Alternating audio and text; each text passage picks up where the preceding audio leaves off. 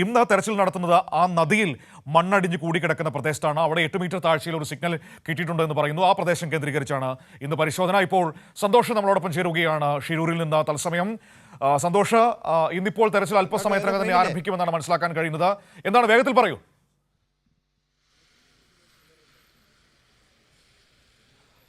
മനു, ഇപ്പോഴുള്ളത് നമ്മൾ നദിയുടെ മറുഭാഗത്താണ്. ഇവിടെ നിന്ന് അതിൻ്റെ ദൃശ്യങ്ങൾ പകർത്തുക സാധ്യമല്ല. ഇതിനപ്പുറത്തേക്ക് ആർക്കും പ്രവേശനം അനുവദിച്ചിട്ടില്ല. ഇവിടെ മാധ്യമങ്ങളെ തടഞ്ഞിട്ടാണ് ഉള്ളത്.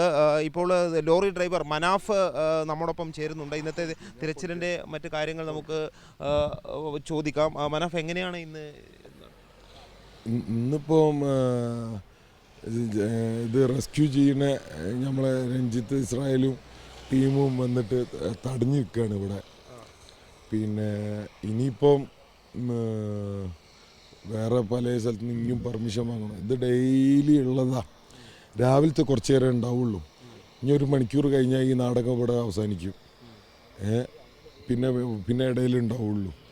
കുറച്ച് കഴിഞ്ഞാൽ ഇനി വിടും. അതായത് ഇത്രയും സ്ഥലത്ത് വിളിച്ച് കച്ചറ ഉണ്ടാക്കിയിട്ട് വേണം ഇതിൻ്റെ ഉള്ളിലേക്ക് എത്താൻ. ഇവർക്ക് ഈ നമ്മളെ വിഷമം എന്തായാലും മനസ്സിലാവില്ലല്ലോ. ഇന്ന് മനാഫ് വലിയൊരു നിരാശയിൽ ഇന്നലെ ഉള്ളതുപോലെ ബോഡി ലാംഗ്വേജ് ഒന്നാമത് സുഖമില്ലായ്മയുണ്ട്. പിന്നെ ആലോചിക്കുമ്പോൾ എന്താ പറഞ്ഞു കഴിഞ്ഞാൽ നമ്മളെ വിഷമം കൊണ്ടാണ് പല സ്ഥലത്തും തെരയണ സ്ഥലത്ത് ഇല്ലെങ്കിൽ നമ്മൾ കുറ്റക്കാരനാവില്ലല്ലോ. അത് ഒരിക്കലും പറയാൻ പാടില്ല നമ്മളെ. കാരണം തന്നെ അവിടെ ഇല്ലെങ്കിൽ വേറെ എവിടെ ഉണ്ടാവും, എവിടെയെങ്കിലും ഉണ്ടാവുമല്ലോ. ആൾ അപ്രത്യക്ഷമായി പോകുന്നില്ലല്ലോ, എവിടെയെങ്കിലും ഉണ്ടാവും. നമ്മൾ അവിടെ കൂടുതൽ പറയാൻ കാരണം എന്താ പറഞ്ഞു കഴിഞ്ഞാൽ വേറൊരു മരത്തിൻ്റെ പീസ് 400 പീസ് മരമുണ്ട്. അതിൻ്റെ ഒരു പീസ് പോലും ഇതുവരെ കിട്ടിയിട്ടില്ല. ഇത് അവിടുന്ന് നീങ്ങുമ്പോൾ എന്തായാലും ആ കെട്ട് പൊട്ടും. ആ കെട്ട് പൊട്ടുമ്പോൾ ആ പീസ് അവിടെ എവിടെയെങ്കിലും കിടന്നല്ലോ. മണ്ണ് ഇത്രയും നീക്കി നോക്കി കാണില്ല. നമ്മൾ സ്റ്റാർട്ടിങ് മുതലേ പറഞ്ഞ കാര്യങ്ങളുണ്ട്. ഒന്ന്, നമ്മൾ ആവശ്യപ്പെട്ട മിലിറ്ററി നമ്മൾ വ്യക്തമായിട്ട് ഞാൻ ആരോടൊക്കെ പറഞ്ഞു. മദ്രാസ് എഞ്ചിനീയറിംഗ് ആണ് നമ്മൾ ആദ്യമേ പറഞ്ഞു. പക്ഷെ വന്നത് സാധാ മിലിറ്ററി. ഒരു നല്ല ആത്മാർത്ഥമായിട്ട് പണിയെടുക്കാൻ തയ്യാറാണ്. പക്ഷെ ഓലെ പറഞ്ഞ കാര്യം എക്യുപ്മെൻറ്റ്സ് ഒന്നുമില്ല. പിന്നെ നമ്മൾ ആദ്യമേ പറയുന്നുണ്ട് ഇവരോട്, ഈ മണ്ണ് എടുത്ത് ഇപ്പുറം ഇടരുത്. കാരണം തന്നെ നമുക്ക് ഇവിടെ സംശയമുള്ള സ്ഥലമാണ്, അവിടേക്ക് മണ്ണ് ഇടരുത് എന്നുള്ളത്.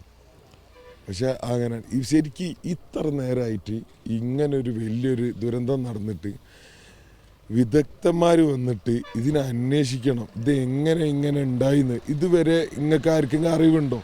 ഒരു വിദഗ്ധ സംഘം വന്നിട്ട് ഈ അന്വേഷണം, ഇപ്പോൾ അവർ കൊലപാതകം നടന്ന അന്വേഷിക്കൂലേ, അതേമാതിരി ദുരന്തം നടന്ന അന്വേഷിക്കണം. ഇതിന് എന്തൊക്കെ സംഭവിച്ച്.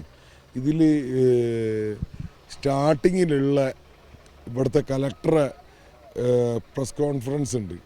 അതിൽ പറഞ്ഞ പല കാര്യങ്ങളും ഇപ്പം മിണ്ടുന്നില്ല.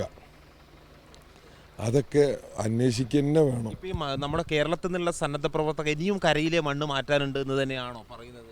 കരയിലെ മണ്ണ് എന്ന് പറഞ്ഞു കഴിഞ്ഞാൽ ഇനി ലെഫ്റ്റ് സൈഡിലെ നമ്മളെ തെരച്ചിൽ നമ്മൾ അവസാനിപ്പിച്ച് റൈറ്റ് സൈഡിൽ മണ്ണ്, അതായത് ആ ചായക്കട ഉണ്ട് അതിൻ്റെ ഭാഗത്ത്, അവിടെ നല്ല സ്ഥലമുണ്ട്, അത്യാവശ്യം സ്ഥലമുണ്ട്. അതിപ്പം മനസ്സിലാവില്ല, കാരണം ഒക്കെ ഫില്ല് ചെയ്ത് പോയി. ഈ മണ്ണുകൊണ്ട് ഫില്ലായിപ്പോയി. അത് എടുക്കുമ്പോൾ അവിടെ ഉണ്ടാവും.